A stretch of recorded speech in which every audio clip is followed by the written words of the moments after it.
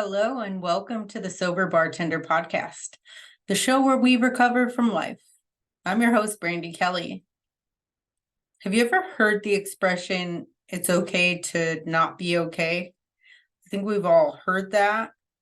And I think I've only heard that when I've been feeling good and I'm trying to make somebody else feel okay about not being okay. And so I just wanted to do kind of a transparency share, kind of a vulnerable episode because I haven't been okay. And it's okay. Like today, it's okay.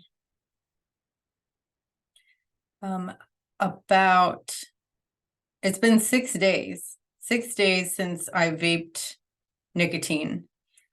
I started vaping when I quit smoking in 2020 when I moved to Washington, and it worked. It worked to where I didn't crave cigarettes anymore, and it was, a great replacement. And I've wanted to quit on and off, the whole time I vaped, but for the most part, it's just easier to just go with it. It's never a good time. It's never the right time to pull the trigger and just quit. But I'm sick and tired of being sick and tired. So a week ago, I went to the store. I got nicotine patches. I got a zero nicotine vape, and I've just, I've been building up to this. So it was finally time to just do it. So the vape that I had, the way it works with the disposable vapes is you vape them, you can charge them, and then you can taste when it's done. Like it just tastes kind of burnt. So the plan was, once this vape is burnt, I'm throwing it away. So I had everything in place. I shared a little bit of the journey in my in the Facebook group for the podcast, just to kind of get some support and some encouragement, which you guys have been awesome. I felt like I had a lot of people behind me, and friends that were in a similar position and were doing it, alongside me without us even knowing. So thank you for that. Thank you. But so I don't know. I think it was last Wednesday that I quit. And Friday night, our dog Chunk, the lesser known, somebody asked me today, who's Chunk? And I was like, oh, poor Chunk doesn't get any attention because Luna, our Boston Terrier, is all up in everything. She just demands it. She's in your face. She's in the camera. She's in the phone.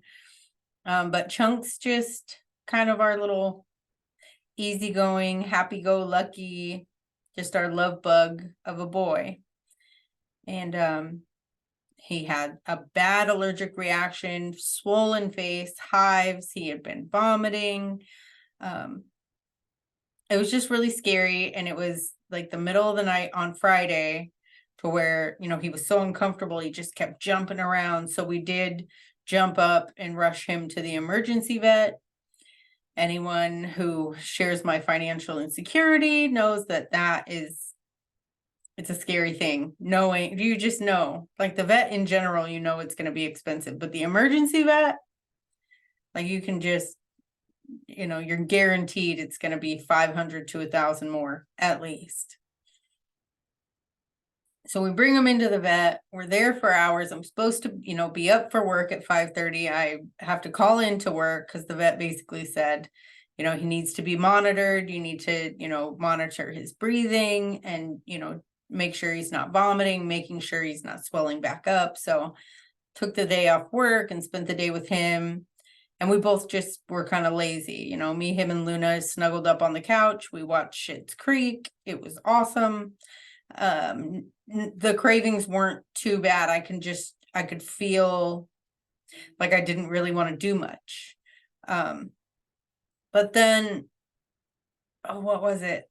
I think it was it was Sunday was like my first bad day, to where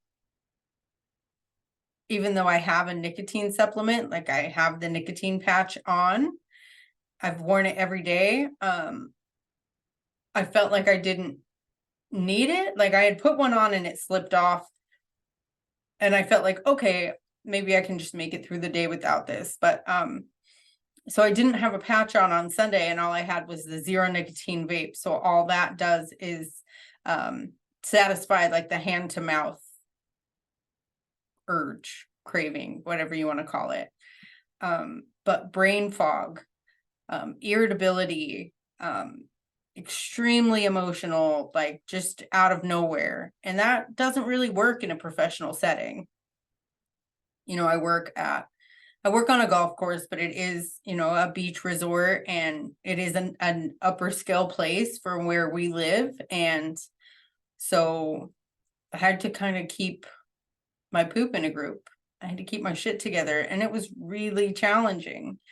And all I wanted to do was cry or scream. And, you know, I feel like it is normal to like be flustered by things that are going on in life. But normally I can take things and still, you know, keep my chin up and see, you know, that this is just one thing that's happening and this isn't everything that's happening, and not just be totally consumed and devastated by it. Well, this week that has not been the case. This week, everything feels so huge. It feels like the end of the world. It feels like the whole world is just crashing down and I can't breathe. And it really seems like the simplest solution would be just to drive to the store and buy a vape and get that relief. You know, because that was my coping mechanism. That was my go-to, always in my hand, wake up in the middle of the night to you know, to let the dogs out or to use the restroom. It's there. And there's not a replacement for that. You can, you know, go with nicotine replacement, but it's still not replacing that ritual and that habit. And you can put a zero nicotine vape there. That still isn't, it still isn't satiating. It's still not the same. But I have not caved in and just gone and gave in to the urge. But it's just, it's a crazy feeling, fighting my, like my body and my mind telling me that I need this thing outside of myself. Like there's, I forgot what that felt like, you know, just like with alcohol, like I know that I don't want something. I know that it doesn't serve my life. I know that, that what I'm experiencing is temporary and absolutely worth it. But in those moments, I don't know anything. All I know is that I want that fix. I want that feeling of just like calm and relief. And, you know, I'm not willing to give into it, but also, holy crap. Just can't get through a sentence without crying. I'm missing appointments. Like, you know, I did an interview yesterday and I just, like, I was there, but I wasn't there. Like, it's just really, really interesting. It's really tough. So if you're in a similar boat, if you're, you know, if you're trying to step away from something that is not serving you, but you just know that giving in would feel so nice, I just want you to know I feel you. I also know that it is so not worth it, because I know that it is going to be so nice when this passes, because this too shall pass. Like, even a month from now, I'm going to be beyond this. A week from now, likely, but you know, we'll give reasonable time and we'll call it a month. I'm going to be beyond this, and I'm going to be so thankful that I was willing to suffer today so that I can have that freedom tomorrow. But it's been a minute. It's been a minute since I was confronted with just craving, with addiction. And it's terrible. But back to just the point, I feel like all of us have something that we can relate, even if it's not a chemical addiction. There's just like sugar. I have that same thing with sugar. The day I stayed home with Chunk, the day I stayed home from work, my husband got home and he like did his little, look in the pantry, look in the fridge. And he was like, did you eat my piece of carrot cake? Which he said I could have, by the way. But I had a piece of carrot cake, some cookie dough. I had some Oreos, like anything that was sweet in the house. I went for it, and then just had the excuse, well, at least I didn't vape.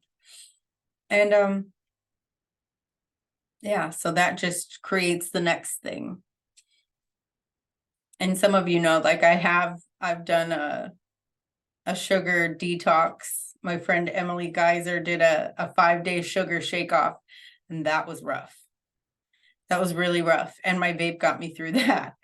So I think I will hold off on trying to detox from anything else for a little bit. I think we're still going to stick with just trying to get back to even keel, just get a little level.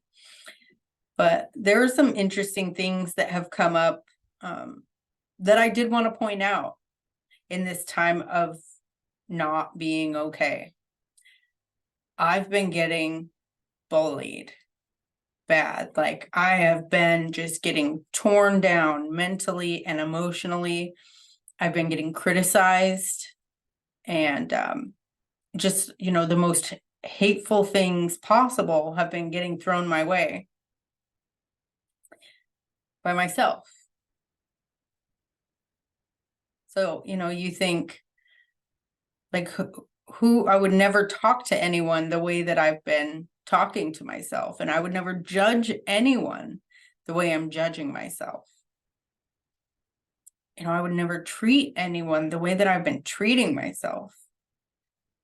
And I'm ready to set that down, because it's been really painful, just feeling like I'm not doing enough because I'm, using aids, like, using tools to stop smoking. And I feel like I should be strong enough to just do it on sheer will, despite the fact that I know better. And I know that that's not how addiction works. I know that that's not how chemical dependency works. And yet I still just think I should be better than that. I should do better than that. I'm so weak. And then we're on a kickball team, and we played a game last night and we won, and it was fun. And I spent the whole drive home, instead of just being happy and being glad that I went and I did something fun with my husband and with these new friends that we're making, and I got to be active, and it was a gorgeous, cool, crisp night. No, I just was going over every single mistake, every ball I missed, and the fact that I don't know how to do this thing that I am brand new at. Like brand new. No grace, no kindness, no loving kindness, no compassion for myself whatsoever. And my husband is good at pointing out when I'm being really hard on myself. And so with that, and then I went to my morning beach meditation this morning, and I realized that I have a really, really awesome life. And I have an amazing support system between, the online virtual community. I don't know who's listening to this, but I know that you are listening. And I just want you to know that it means the world to me, because I know that I'm not alone. And hopefully me being here talking to you lets you know that you're not alone either. And whatever it is that we're going through, we don't have to do it in the dark, and we don't have to do it in silence. And there's nothing to be ashamed of. We can't do it perfect. So that was something that I figured out at the meditation meeting this morning, I'm trying to control all of these things. I'm trying to control myself and how I experience this experience, instead of just going with the flow and just having a bad day or a bad moment, or, you know, letting myself feel bad. You know, making that the enemy of good, like letting that be unacceptable to me. I'm ready to set that down. So if you identify with this, if you're beating yourself up for how you're approaching a difficult time, you know, my mom tells me a lot, like, how would you talk to Candy? How would you talk to your best friend if she was going through this? Or how would you talk to me if I was going through this? And it's very different than how I talk to myself. So if you're in a similar boat to the one that I'm in, I encourage you to treat yourself like someone you love. Because, you know, you have to spend the most time with yourself. So you should be someone that you like and that you love. We will never do this perfect. And even 200 years from now, like, everything that we're striving for and everything that we're doing will not be, it will not exist, it will not matter. But right now matters. So we don't have to be happy all the time. We don't have to be joyful all the time. That would be awesome, but that's not reality. That's not realistic. We are humans that have a full range of emotions, and none of them are bad or wrong. Anger is not bad. You know, sadness, none of the things that we're experiencing are wrong. I mean, they're all just telling us something that we need. So I'm practicing, instead of judging what I'm feeling or what I'm experiencing and wanting it to be different, actually sitting down and just listening to it and asking it what it needs. So I encourage you to do the same. I feel better already just having shared that with you guys. I'm going to get through this. People experience, you know, quitting nicotine, quitting alcohol, quitting all different kinds of substances. And it's never easy. And I think that this is a great reminder for me that the struggle is real. You know, I don't have to stay in my suffering. I don't have to stay down, but, you know, sometimes we need to break, because that's where the light gets in. And I think maybe I needed some more light to get in. And so I had to crack myself open a little bit.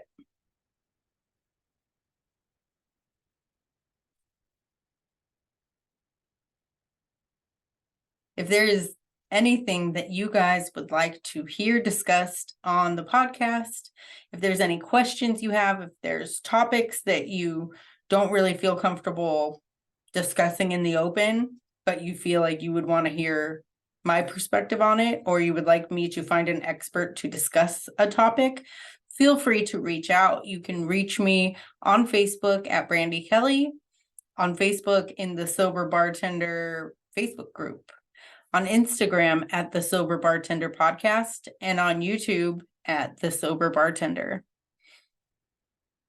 If you're enjoying this podcast and you haven't done so, I encourage you on Apple or Spotify to take time to rate and review the podcast. That helps us get seen. That helps the algorithm know that we exist and lets it know that people like what we're putting out there, and then it will help it share to other people. And there are people out there that need to hear the message that is being shared here today.